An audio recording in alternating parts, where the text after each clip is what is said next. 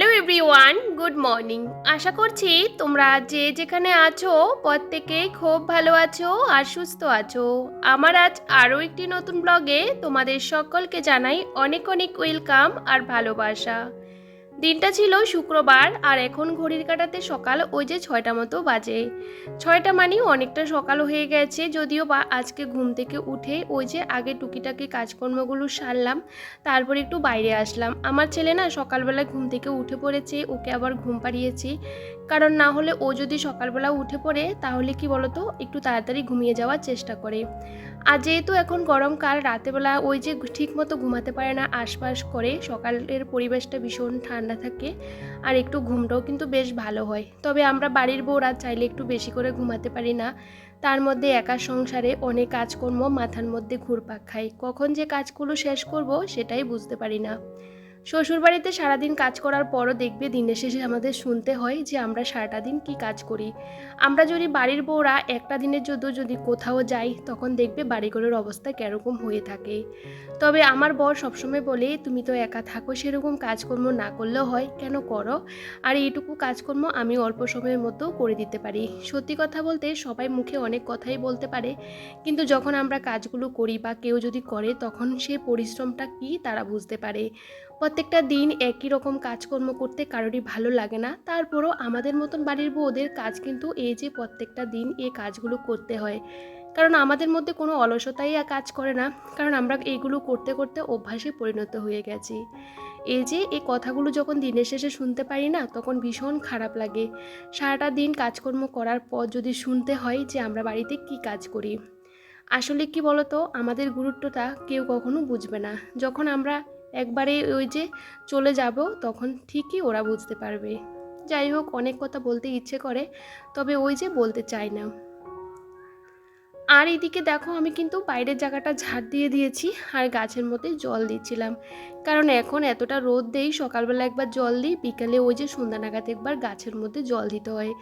গাছগুলো পুরোটা নেতিয়ে যায় জানো তো। তো ভাবলাম চলো বেগুন গাছের মধ্যে দিয়ে দিয়েছি, এখানে লাউ গাছ আছে সেখানে দিলাম, আর একটা লঙ্কা গাছ হয়েছে কিন্তু সেরকম লঙ্কা টঙ্কা কিছুই হচ্ছে না, তারপরেও জল দিচ্ছি যদি হয়। আর এদিকে ভাবলাম চলো গাছের মধ্যে ফুল গাছের নয়নতারা ফুল ফুটে দেখতে পাও, ওটার মধ্যে কিন্তু আমি সকাল বিকাল দুবারেই জল দিই। গাছটা রাস্তার থেকে নিয়ে এসেছিলাম জানো তো, তারপরে এটা আস্তে আস্তে অনেকটা বড় হয়েছে।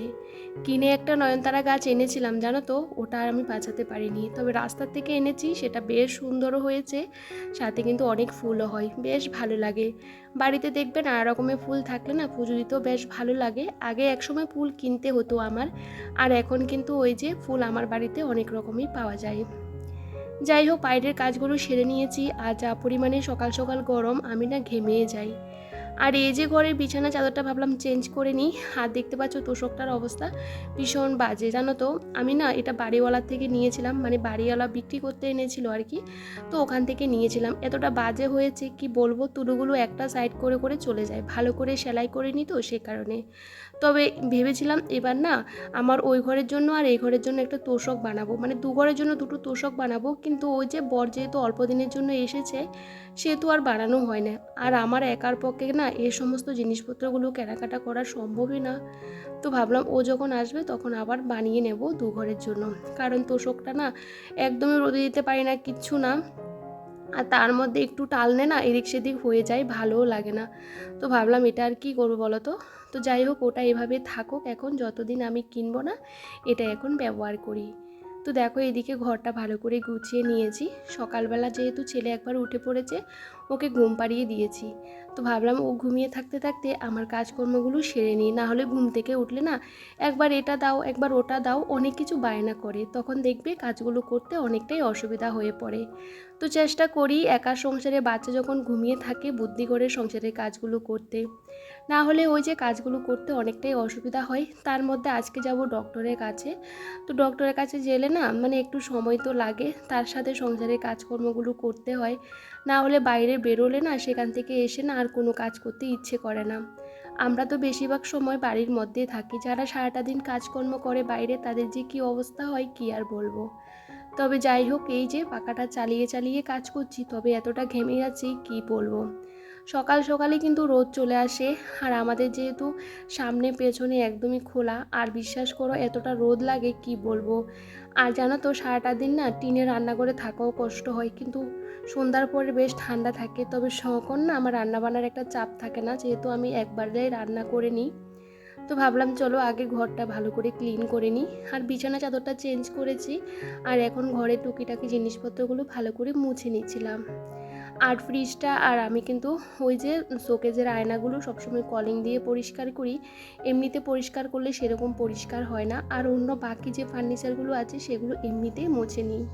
তবে ঘরের অনেক সময় অনেক জিনিসপত্র আছে যেগুলো সব দিন মোছা হয় না, পরিষ্কার করা হয় না। এই যে ছোট্ট একটা এটার মধ্যে ছেলের কি মানে জিনিসপত্র রাখি আর কি, ছোটোখাটো জিনিসপত্র। এখন যেহেতু আমার অনেক জায়গা হয়ে গেছে তো বেশি কিছু রাখি না, হালকা পাতলা জিনিসগুলো এখানে রাখি আর কি। ছেলের শ্যাম্পু, বডি লোশন, এই সমস্ত জিনিসগুলো। আর এখন এই ছোট্ট র্যাকটার মধ্যে দেখি ভীষণ ঝুল পড়ে গেছে, মানে হালকা হালকা ধুলো। তারপরে ছোট ছোট জায়গাগুলোর মধ্যে পরিষ্কার করলে না আবার দুদিন পরে এই অবস্থা হয়ে যায়। তো ওটাকে ভালো করে পরিষ্কার করে নিয়েছি। আগে তো সব দিন মুছতাম, এখন আর সব দিন মুছি না, যেহেতু সবসময় পরিষ্কার থাকে।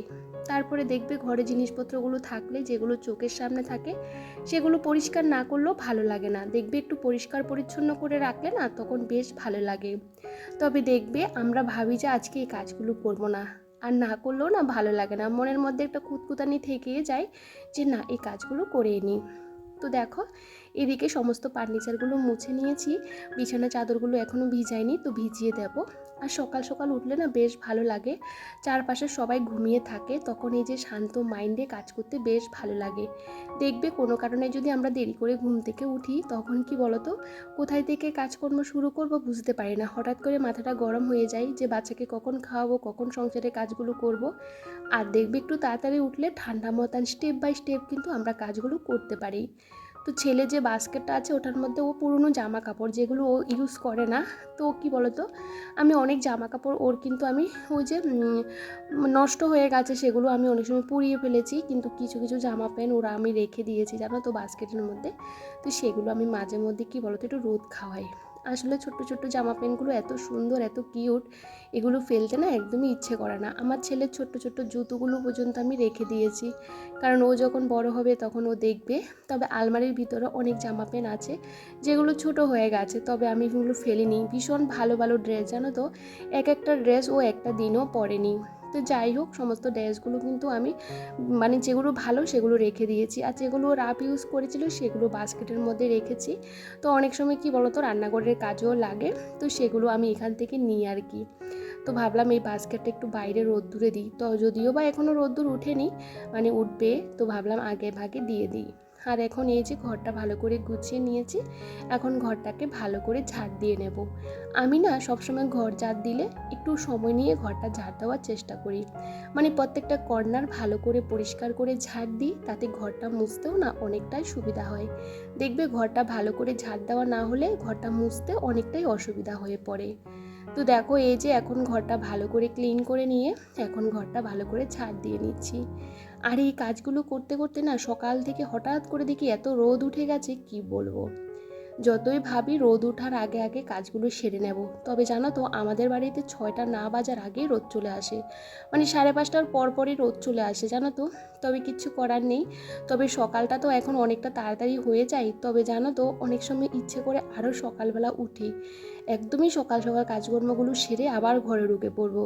কিন্তু জানো তো বাড়ির বউদের কাজ তো কখনোই শেষ হয় না, তবে একটা কাজের পর একটা কাজ চলে আসে। যেরকম সকাল থেকে এই যে বাসি কাজকর্ম, তারপরে আবার ঘর গোছানো, পুজো দেওয়া, স্নান করা, তারপরে যেদিকে যাই আমাকে যেতে হয়, দোকানে যেতে হয়, এটা সেটা নিয়ে আসতে হয়, সব দিকে আমাকে। তো সকাল থেকে আমি ঘরে বাইরে অনেকটা বার দৌড়াদৌড়ি করি, আর এইভাবে কাজকর্ম কিন্তু আমাকে করতেই হয়। তো এইদিকে ছেলে এখন ঘুম থেকে উঠে পড়েছে, আমি স্নান করে চলে এসেছি।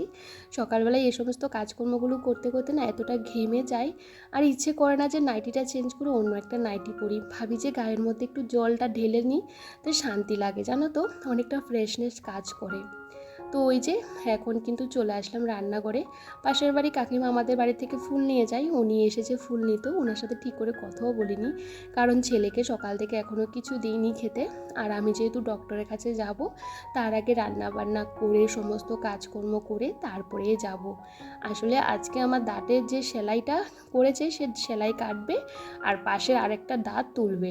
মানে বুঝতে পারছো, কিছুদিন আগে একটা দাঁত তোলা হয়েছে, 1 সপ্তাহ পর সেলাই কেটে আরেকটা মানে উঠাবে আর কি। ভীষণ দাঁতে যন্ত্রণা, আমার দুপাশে দুটো দাঁতে একদমই নষ্ট হয়ে গেছে আর কি, পোকা খেয়ে নিয়েছে। তো ডক্টর বলেছে এগুলোকে রিফিল করলে হবে না, এগুলোকে তুলে দিতে হবে। তো ভাবলাম তুলে দেব। আমার বর বারণ করেছে যে তুলতে হবে না, একটা তুলেছো আর 1 মাস পরে আরেকটা তুলো। তবে যেহেতু ডক্টরের কাছে যেতেই হবে, তো ভাবলাম আজকেই তুলে নেব। তো সেহেতু একটু সুজিটা না একটু বেশি করে করেছি আমার জন্য, একবারে রাতের জন্য সুজিটা করে নিয়েছি। আর ছেলেকে কিন্তু সুজিটা খাইয়ে দিয়েছি। আর আমার ছেলে না সকালবেলা একদমই ভাত খেতে চায় না, তবে আমি আজকে কিন্তু সকালবেলা ভাত খেয়ে নেব, যেহেতু ডক্টরের কাছে যাব। কারণ দাঁত তোলার পর না আর ভাত খেতে পারবো না, ভীষণ ব্যথা করে জানো তো, হাঁ করা যায় না, খাওয়া যায় না। তো ভাবলাম চলো ভাতটা এদিকে বসিয়ে দিই। ভাতটা বসিয়ে দিয়ে চলে আসলাম এই যে ঘরটা গোছাতে, কারণ ছেলে যেহেতু দেরি করে উঠেছে। তো ভাবলাম চলো এখন এই যে বিছানাপত্রগুলো গুছিয়ে নিই, কারণ জানো তো ও একটু দেরি করে উঠলে আমি কিন্তু বিছানাটা দেরি করে তোলার চেষ্টা করি। কারণ কি বলো তো, বাচ্চাকে তো একটা ঘর দিতেই হয়।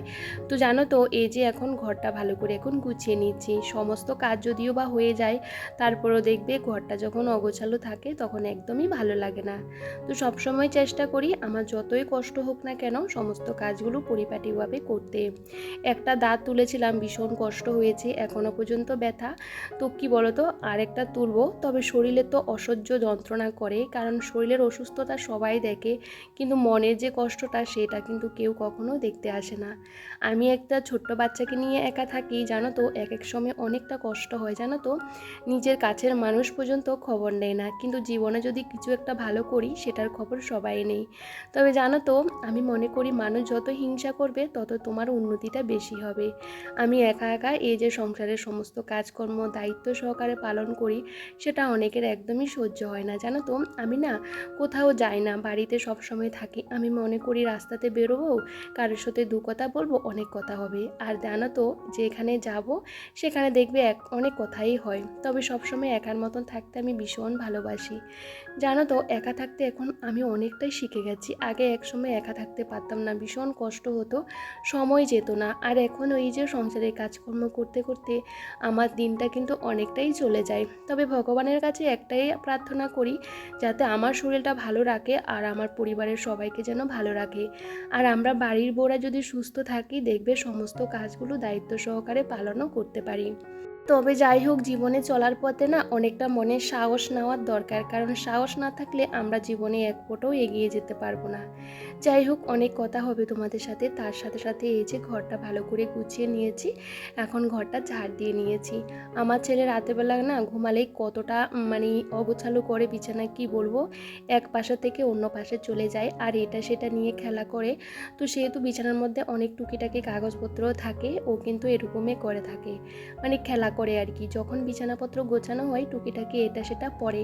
সকালবেলা যদিও বা আমি ঘর দুয়ারগুলো ভালো করে মুছে নিয়েছিলাম, আর এখন আর মুছবো না, এখন ভালো করে ঘর দুয়ারগুলো ঝাড় দিয়ে নিয়েছি। আর এদিকে কিন্তু আমি ছেলেকেও স্নান করিয়ে দিয়েছি, কারণ কি বলতো, ভাবলাম মুখে স্নান করিয়ে দিই। আর এইদিকে দেখো, স্নান করার পর শরীরটা একদমই ফ্রেশ লাগছে, ওরও ভালো লাগছিল। তো ভাবলাম ওকে স্নানটা করিয়ে দিই, তারপরে আমি কিন্তু খাবারটা খেয়ে নেব। ওকে যেহেতু সকালবেলা সুজি খাইয়েছিলাম, আর ওকে না এখন ভাত খাওয়াবো বলেছি, আমার সাথে একসাথে নিয়েছি, কিন্তু ওকে কিছুতেই খাওয়াতে পারিনি। ও বলছে আমি খাবো না। তো আসলে কি বলতো, এমনিতেও ভাত খেতে চায় না, তার সাথে ওকে 3 বেলা ভাত তো জীবনেও খাওয়াতে পারবো না। তারপরেও ভাবলাম একটু যদি খাওয়াতে পারি, তবে খাওয়াতে পারলাম না। তো আমি এদিকে ভাতটা খেয়ে নিয়েছি, আর ছেলের জন্য করেছিলাম ডাল আর কি বলতো মাছ ভাজি। কালকের অনেক তরকারি রয়ে গেছে, সেটা দিয়ে আমি খেয়ে নিয়েছি। আর এখন কিন্তু বাজে প্রায় 11:30টার মতন। আমি কিন্তু রান্নাঘরটাও সমস্ত কিছু গুছিয়ে নিয়েছি। আসলে সময়টা না কিভাবে চলে যায় বুঝতেও পারি না। তো দেখো এদিকে প্রচণ্ড পরিমাণে ঘেমে গেছি, কি আর রেডি হব বন্ধুরা, মুখের মধ্যে কোনো কিছু অ্যাপ্লাই করতে পারি না। তবে একটু সানস্ক্রিন দিয়েছি, সেটাও কিন্তু আমাকে মুছে ফেলতে হয়েছে, আমাকে না প্রচণ্ড পরিমাণে ঘামায়। তো এই যে আমি রেডি হয়ে গেছি, সাথে ছেলেও রেডি হয়ে গেছে। আর এ দুপুরের সময় জানো তো ভীষণ কষ্ট হয়, যেহেতু এখন বেলা 11টা বাজে। আর আমাদের এখানে না ঠিক করে অটোও পাওয়া যায় না, অনেক সময় অনেক গাড়ি পাওয়া যায়, কিন্তু ওই যে দরকারের সময় কিছুই পাওয়া যায় না। আর এই সময় তো প্রচণ্ড পরিমাণে রোদ্দুর, আর আমার ছেলে তো ভীষণ খুশি যেহেতু বাড়ির বাইরে বেরিয়েছে। তবে আমি বাড়ি থেকে বেরোলে না সেরকম ক্যামেরা নিয়ে ছোটাছুটি করি না, কারণ ছেলেকে দেখতে হয়, তো সে কারণে। তো যাই হোক, ডক্টর দেখিয়ে বাড়ি চলে আসলাম, আর এখন বাজে 1:30।